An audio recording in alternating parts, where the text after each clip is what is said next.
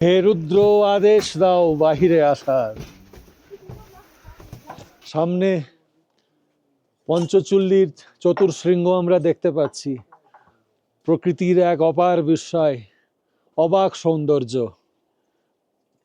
কল্পনা করা যায় না। এত সুন্দর এক দৃশ্যরাজি চোখের সামনে এইভাবে নিজেকে প্রকৃতি উজাড় করে তুলে ধরেছে। এটা সত্যি কথা। সকাল 4:30টার সময় আমি যখন বেরিয়েছি তখন আলো আঁধারি, আলো ছায়ার মধ্যে দেখা যাচ্ছে পঞ্চচূল্লি।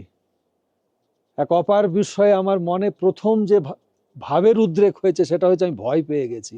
ভয় মানে এক অন্য ভয়, মানে সেই ভয় নয়, এক বিস্ময়, এক অপার সৌন্দর্য। জীবনে যে 2-3টে আমি অবাক করা জিনিস দেখেছি তার মধ্যে এইটা একটা। আরেক দেখেছিলাম আকাশগঙ্গা, গ্যালাক্সি। আর এই অবাক লাগে আমাদের লোকজন যারা আমরা নাগরিক জীবন আমরা নিয়ে থাকি কলকাতায়, অনেকেই জানেন না এই জায়গাটা। সবাই মুন্সিয়ারির থেকে একটা ভিউ পান, কিন্তু এই জায়গায় এই 5টা শৃঙ্গের পাদদেশে এত কাছে যে আসা সম্ভব, যেন হাত দিয়ে ছোঁয়া যায়, ধরা যায়, বিশ্বাস করা যায় না। আজ 15ই অক্টোবর 2025, আমরা রয়েছি দান্তু গ্রামে, উত্তরাখণ্ডের কুমায়ুনের জেলায়। দারুণ জায়গা, বিশ্বাস করা যায় না যে এত সুন্দর জিনিস প্রকৃতি নিজেকে এত সুন্দরভাবে, এত বিপুলভাবে উজাড় করে দিতে পারে। আজ আমরা এসেছি এখানে হেভেন ফাইন্ডারের সাথে। অতীম নিয়ে এসেছে।